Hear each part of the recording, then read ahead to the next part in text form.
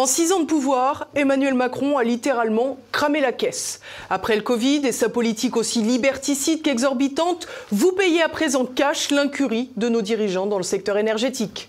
Les amis d'Emmanuel Macron ont fait entrer la France dans un marché européen pour détruire notre compétitivité. Ils vous ont fait ensuite payer des éoliennes polluantes et fabriquées en Chine pour fournir à peine 6% de notre énergie. Et cerise sur le gâteau, ces fous de Bruxelles ont ensuite édicté des sanctions délirantes contre les énergies russes, sans résultat pour la paix, mais en nous privant de gaz et donc d'électricité à prix abordable. Tout honte bu, ces lumières ont ensuite menacé les Français de coupures d'électricité s'ils ne faisaient pas preuve de sobriété énergétique. Et pour couronner le tout, alors que le pays sombre, le ministre de l'économie, Bruno Le Maire, a trouvé le temps de publier un roman au relent pornographique, le tout salué par la presse du système à la botte du pouvoir. Ils sont indécents, ils mentent et ils se paient notre tête. Avec ces pieds nickelés toxiques, les artisans crèvent, les entreprises ferment et la facture d'électricité de TVL a quant à elle été multipliée par 6. Cette clique met en péril notre survie et ces liens que nous avons tissés depuis 10 ans ensemble. Grâce à son indépendance, grâce à vous, TVL incarne pourtant l'alternative à l'information suffocante des médias du système. En finançant TVL, vous participez activement au contre-pouvoir, alors aidez-nous, financez TVL et soyez acteurs du changement. Je compte sur vous.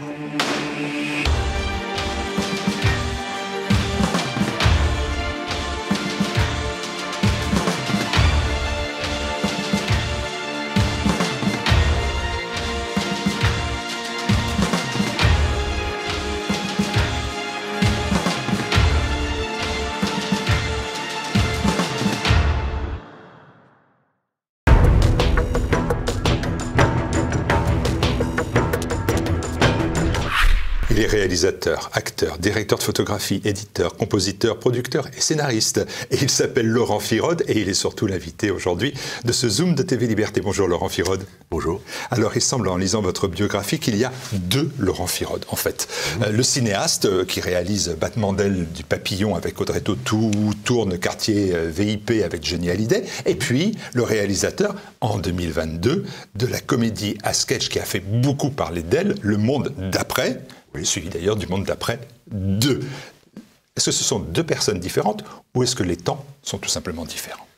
Alors c'est la même personne, c'est moi bien sûr, mais après c'est vrai que j'ai toujours eu une carrière un peu en dualité, quoi, je dirais. J'ai eu une carrière classique, hein. J'ai fait des films subventionnés, j'ai fait des téléfilms pour France Télévisions, pour Arte, pour France 2, etc. Mais en parallèle, je menais aussi toujours, pour garder une liberté, ma liberté de penser, je faisais des courts-métrages. Donc des courts-métrages, j'en ai fait, je crois, une centaine au moins. Et c'est en 2022 où tout d'un coup, mais parfois on attend très très longtemps avant d'avoir un éclair qui nous illumine la vie, je me suis dit, mais cette liberté que tu as dans le court-métrage, pourquoi tu ne peux pas l'avoir dans le long-métrage? Et j'ai fait un long-métrage, façon court-métrage, donc sans aucune subvention, sans rien, voilà, avec une caméra, et hop, on partait à l'aventure. Et le film, donc j'ai réussi à trouver une salle, et il est resté 6 mois à l'affiche à Paris, ce qui est quand même assez miraculeux pour un film français. Il a bien tourné aussi en province, il est également maintenant en VOD, et ça a été un tel, je dirais, succès, même si c'est un succès relatif, parce que c'est un tout petit film, que j'ai enchaîné avec la suite, Le Monde d'après 2. Mais voilà, mais en fait, il n'y a qu'un seul Laurent Firode. Et vous l'avez mis devant vous. Voilà, mais celui de 2022 va voir, comme les Gaulois, le ciel tomber sur sa tête. Mais on va en reparler. Alors, une chose est sûre, donc ça, vous le dites, c'est que vous connaissez à merveille le cinéma français. Et ça m'amène à l'actualité. Comment jugez-vous les propos de la réalisatrice Justine Triet, qui a été récompensée par la Palme d'Or à Cannes? Sa dénonciation du pouvoir macronien était-il un acte de résistance ou un acte honteux d'une privilégiée du système? Bon, je crois que dans la question, il y a déjà la réponse. C'est la deuxième option. Je coche la deuxième option, bien sûr. C'est-à-dire que Justine Triet est exactement, je dirais, l'exemple type de la cinéaste faussement rebelle qui ne vit que de subventions et qui est en fait choquée qu'il y a un moment donné, on puisse se dire « Oui, mais peut-être ça serait pas mal que les films qui sont très subventionnés par l'État rapportent quand même un peu d'argent. » Voilà. Et là, ça a été le scandale, comment, il ne faut surtout pas, je suis une artiste, je veux être libre, et en plus, mon œuvre ne doit jamais passer au crible du public. Voilà, il y a toujours, dans le fond de ce genre de pensée, un mépris public total, en fait, en réalité, au final. C'est-à-dire que je suis une artiste, donc moi, j'ai le droit de parler, je touche des subventions parce que je suis légitime, selon moi, pour avoir le droit de dire ce que je veux. Et si le public ne suit pas, peu importe, c'est lui qui est un abruti. Et donc voilà, donc on se retrouve dans ce cas de figure qui est typique au cinéma français. C'est-à-dire qu'on cherche des subventions, mais sans avoir aucun retour sur investissement. Enfin, je dirais, voilà. C'est l'avance sur recette, mais il n'y a pas de recette. Mais on peut vous dire qu'elle avait une tribune toute trouvée devant le monde entier, que c'était le bon moment de dénoncer à la fois la réforme des retraites et le peu d'aide que le ministère de la Culture apporte au cinéma. Ah mais elle apporte énormément d'aide. C'est un truc de fou. Même, je dirais, Macron avec Rima Abdelmalak a refait un chèque de, je crois, 400 millions d'euros pour le cinéma français. Donc, bon, je crois que le cinéma français crève de subventions. Moi, je suis contre les subventions. Il faut arrêter toutes les subventions au cinéma français. Absolument toutes. Là, je ne vais pas me faire des amis, mais voilà, parce que... Parce que ces subventions, elles maintiennent l'exception française. Il y a encore un cinéma français. C'est la fameuse exception culturelle française. Une préférence nationale. Voilà. Et ce qui veut dire qu'il y a de l'argent injecté dans le cinéma français pour qu'il perdure, malgré le fait que personne ne va voir les films. Les salles sont vides, mais on gagne très bien sa vie.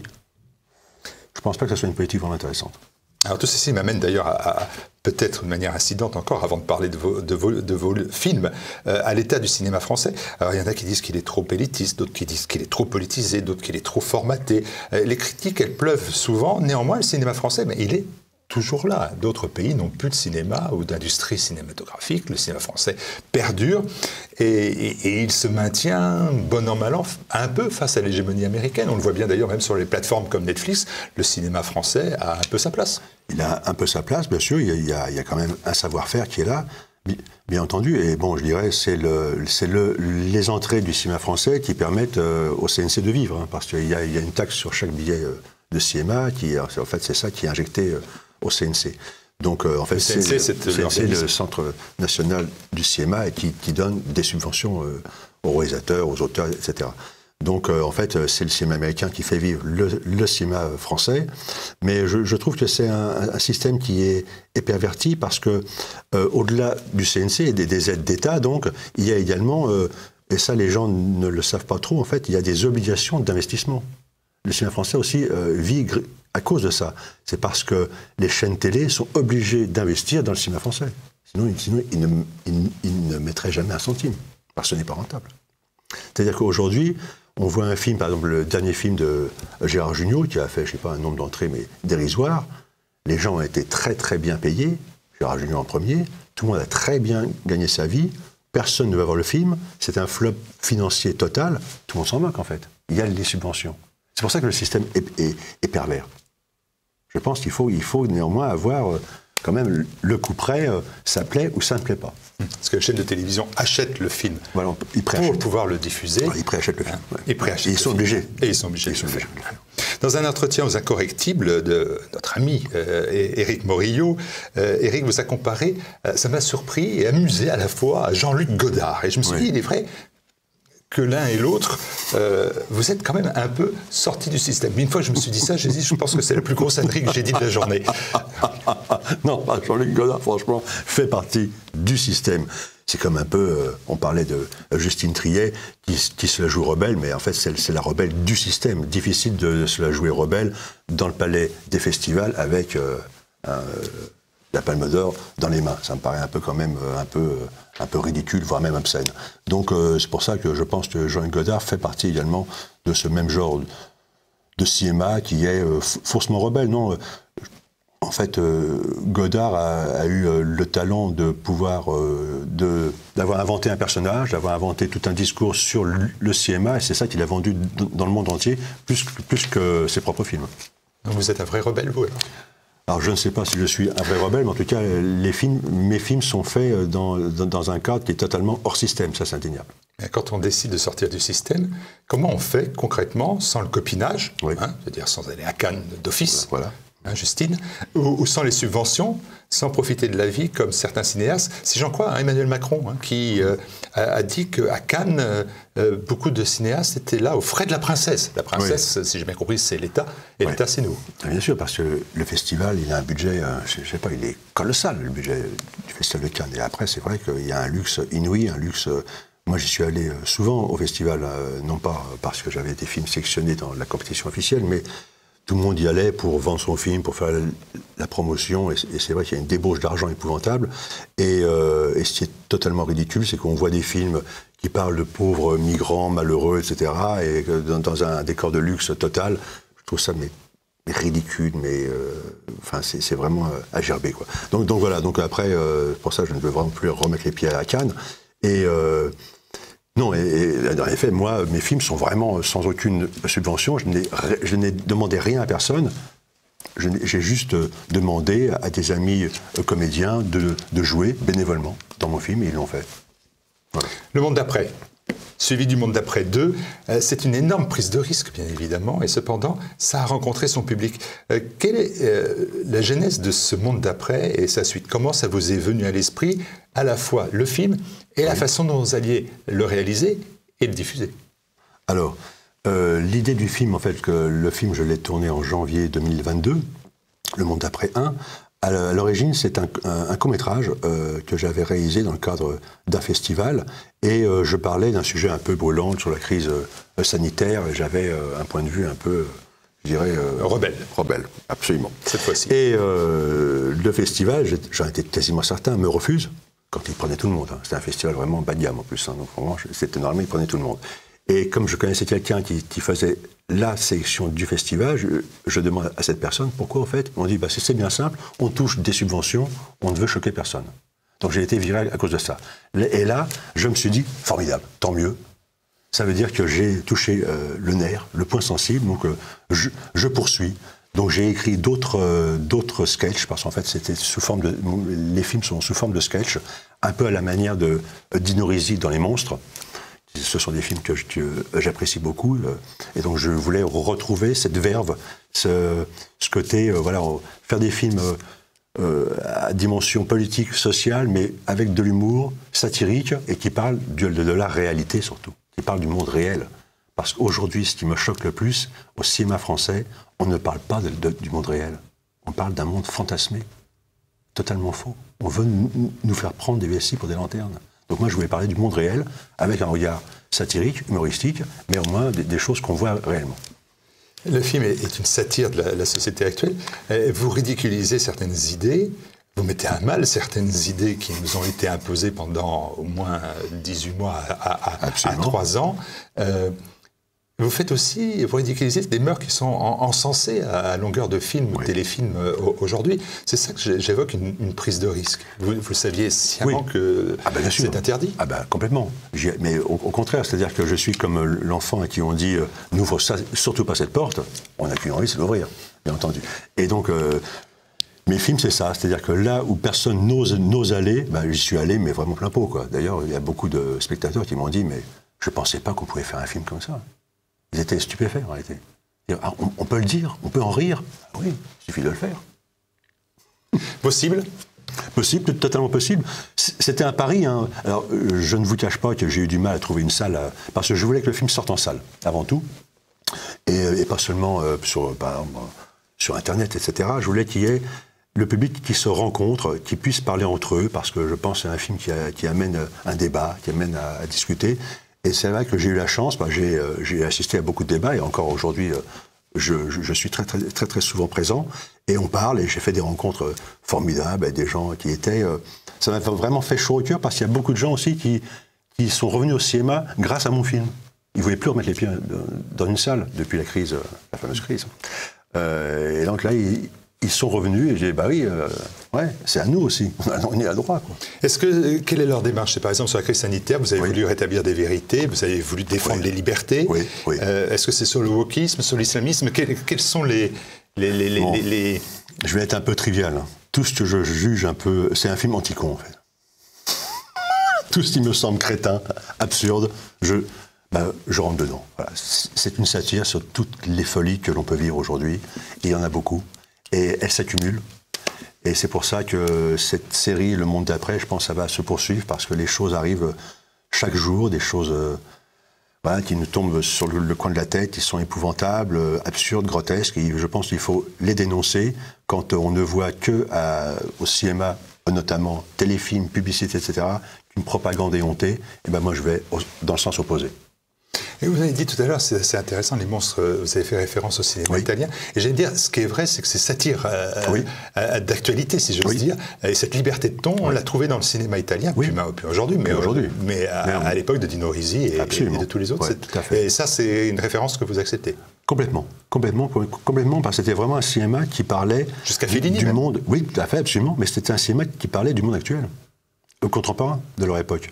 Et aujourd'hui, c'est vrai qu'on nous gaffe soit de films d'auteurs qui vont parler de choses style, voilà, le malheureux migrant qui va rencontrer une fille qui va lui faire traverser, ça, il y a un film comme ça chaque semaine à peu près. Bon, là, personne ne va le voir, ça c'est certain, mais il a touché des subventions. Et de l'autre côté, donc c'est un film qui aussi nous invente une vie qui n'existe pas. Et de l'autre côté, il y a le film, ce qu'on appelle le feel-good movie, qui est truc à la mode, où on va parler d'histoires de cœur à la con, ou de famille, enfin des choses, mais qui cachent les vrais problèmes qui sont actuels, quoi. C'est-à-dire qu'on veut nous enfumer. Moi, j'appelle ça du cinéma d'autruche. On veut nous mettre la tête dans la terre et les fesses à l'air. Ce qui n'est jamais vraiment très bon. Mais il y a des acteurs qui professent la même chose que vous. Je pense à quelqu'un comme Vincent Ladon. Est-ce qu'il a des moments de sincérité ou là aussi c'est un sketch? Ah oui, bien sûr, c'est un sketch. Chez Vincent Ladon, ça c'est indéniable. Il n'y a pas de sincérité?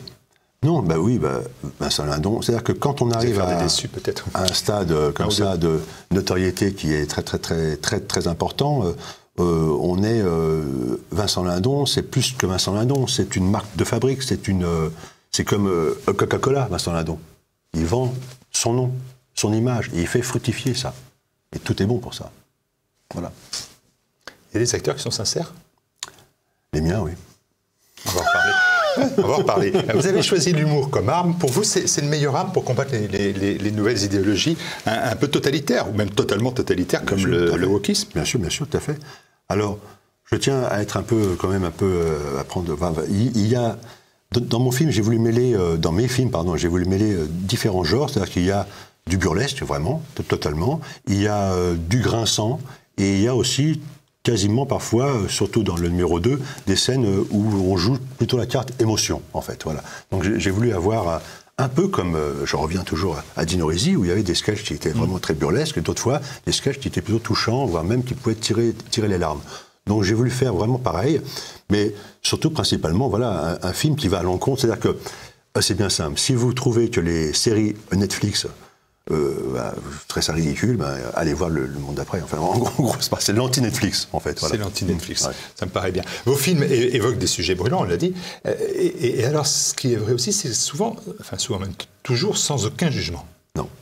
Et pourtant, la police de la pensée culturelle, elle se prive pas de vous juger, parce que j'ai vu la critique de Télérama, qui, vous savez, est un arbitre des élégances en France, et alors il a sorti un mot qui est un mot très lourd de sens quand Télérama le prononce, c'est une condamnation à mort, réactionnaire. Tout à fait. Condamnation à mort sociale. Absolument, bien sûr. Mais ils m'ont traité de réactionnaire. Et également, ils ont ajouté dans leur critique, je me souviens, ça avait fait rire beaucoup de spectateurs, maladroit quant à la politique sanitaire du gouvernement. Donc c'est-à-dire que ça, c'est une critique de cinéma pour Télérama. C'est-à-dire qu'un film doit être adroit quant à la politique sanitaire du gouvernement. C'est-à-dire que quand ils voient, par exemple, Le jour se lève de Marcel Carnet, ils se disent, tiens, est-ce que le film est adroit quant à la politique sanitaire du gouvernement? Ça n'a aucun sens. C'est-à-dire que là, on s'aperçoit vraiment que les médias mainstream biberonnés aux subventions de l'État ne sont là que pour garder l'idéologie qui nous est imposée par nos gouvernants. S'en prendre aux luttes féministes ou au transhumanisme aussi, c'est quand même chercher la petite bête. Hein. Oui, mais j'aime bien. D'accord. Est-ce que ça n'indique pas aussi, je vais me faire le défenseur de Télérama,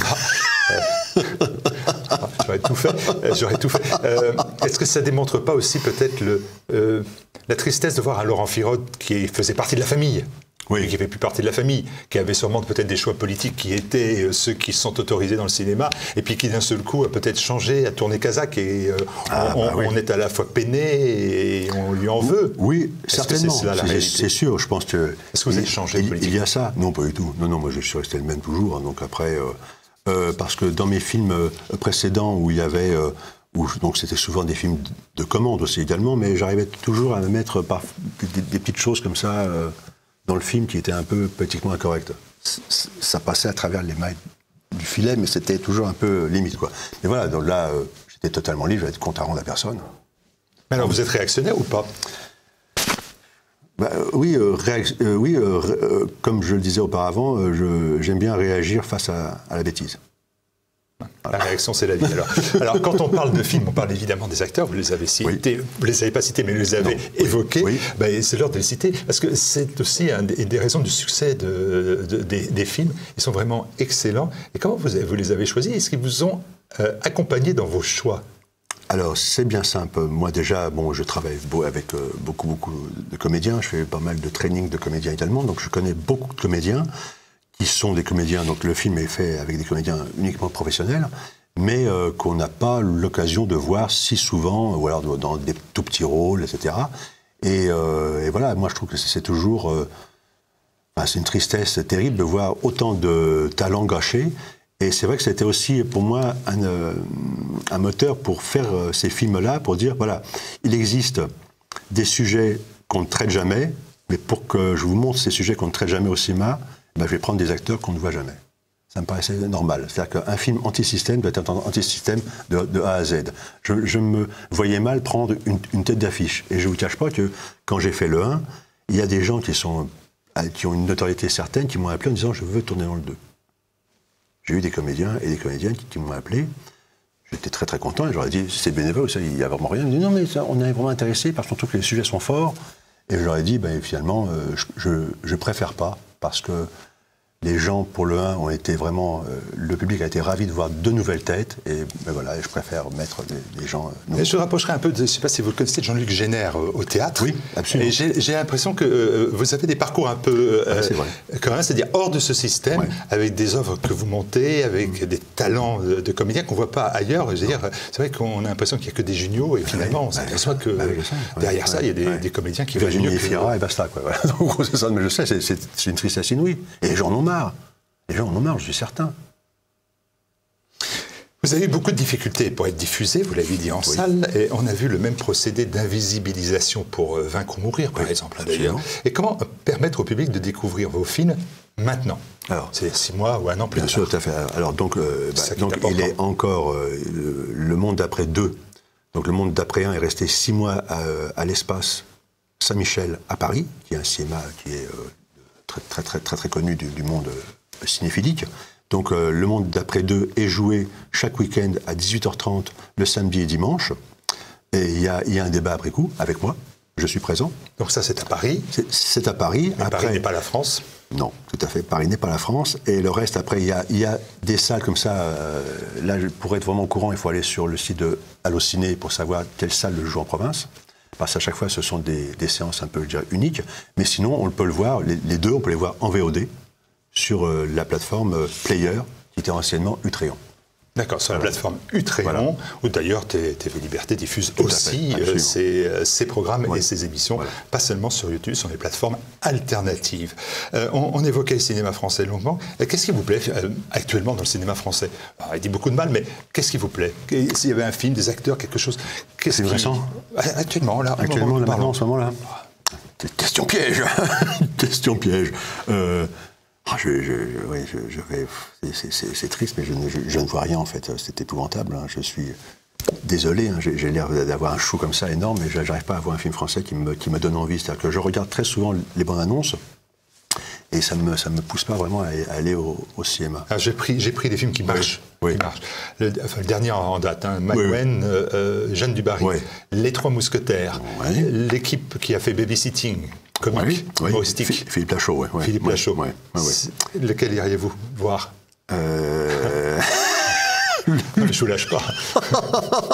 Je vois ça. Maïwenn, je pense. Jeanne du Barry. D'accord. Bon, vous irez alors. Hein. Oui, bien sûr. Et la suite des événements, et ça c'est plus intéressant. La suite des événements, j'ai commencé à tourner Le Monde après 3. Ça y est, c'est parti. Donc, c'est mieux que Star Wars. Hein, c'est incroyable, c'est un truc de fou. Oui, non, c'est assez étonnant. C'est-à-dire que j'aurais fait en fait 3 films en une année. Je crois que peu de réalisateurs peuvent se vanter de ça. Et là, bon, j'ai trouvé un producteur mécène qui m'aide en plus. Donc vraiment, c'est quelqu'un charmant, adorable, qui va m'aider pour que le film ait plus de moyens, qui va me permettre de tourner des séquences, avec plus de liberté quant à la mise en scène. Et donc, j'ai commencé à tourner le week-end dernier, et là, je pars demain. Et je continue. Et donc, le film, il sortira en octobre. En octobre, voilà. Comment pourrez-vous qualifier maintenant? Cinéaste anti-système, cinéaste politiquement incorrect, cinéaste tout court? Cinéaste maudit. Non, après, non, mais cinéaste libre. Et je crois que c'est-à-dire que je n'ai pas d'argent, mais ma plus grande richesse, c'est ma liberté. Merci beaucoup d'être venu et de parler, parce que vous savez, il y a Cheyenne Marie Caron qui a un peu aussi le même profil de ce cinéma de qualité atypique, mais qui, elle, s'exprime beaucoup moins à la télévision, beaucoup moins. Et donc, c'est bien que vous l'ayez fait, même si je vous ai des fois un peu bousculé avec mes questions un peu idiotes. Merci à vous, Laurent Fiode. Merci beaucoup.